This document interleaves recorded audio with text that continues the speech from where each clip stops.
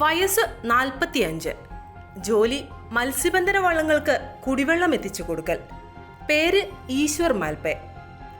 അറബിക്കടലിൽ നിന്നോ ഗംഗാവലിപ്പുഴയെന്നോ വ്യത്യാസമില്ലാതെ അയാൾ ആഴങ്ങളിലേക്ക് എടുത്തു ചാടും.